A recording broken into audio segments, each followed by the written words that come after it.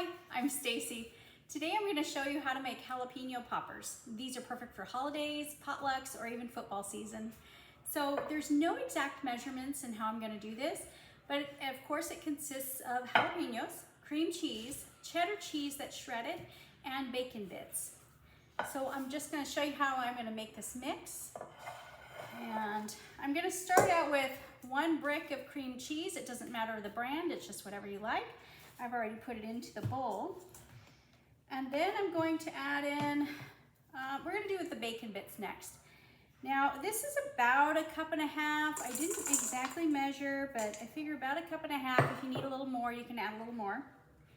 And then I'm going to add some of my shredded cheese. I think that makes about 1 cup, maybe a little more. And we're just going to start mixing. And I use my hands.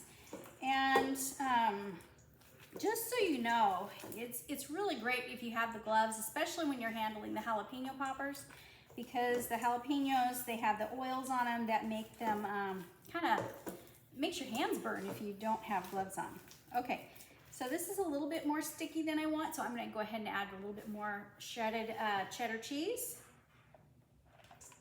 We're going to get the right consistency, which is pretty much just enough where you can handle it into balls, kind of a thing.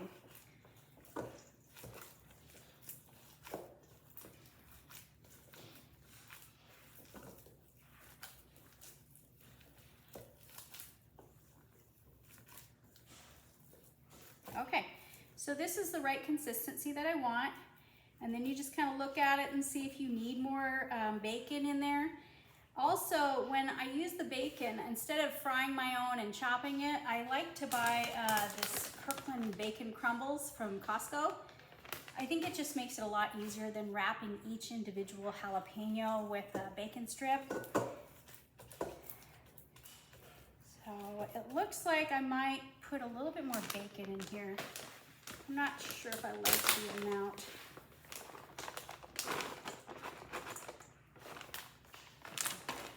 The bacon kind of goes a long way, especially after I open it and use it. I just store the rest in the freezer, and then I can throw it into other things, like, you know, if I'm making a quiche or whatever else I want to do with it. Okay, so this looks nice. It's got the bits of bacon all throughout. It's got the cheese, and then I'm going to go ahead and stuff these.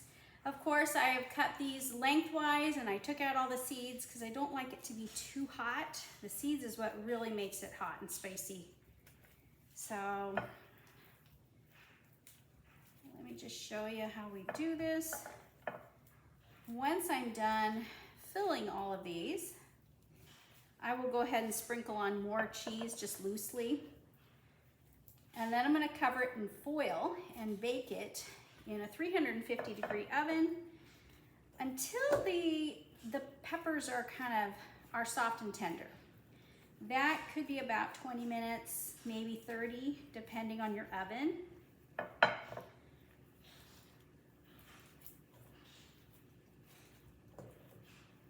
probably should have done a smaller pan for the video's sake, but it relatively goes fast.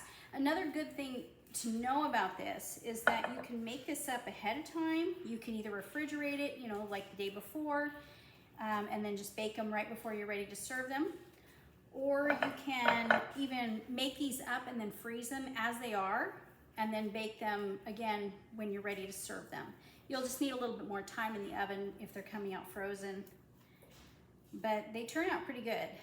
But that way you can also, you know, just prepare ahead of time, especially if this is going to be like a Thanksgiving thing or New Year's party or something and you've got a lot to do. You can just pre-make whatever you can. It makes it easier for the day of. So I do have more jalapenos and stuff, but I think I'm going to stop here. My tray is just about full anyway. And then I'm just sprinkling on some more. And then we're just going to cover this with foil and bake. Like I said, 350 oven for about 20 minutes or so. It's up to you. Anyways, thank you and have a great day. Bye.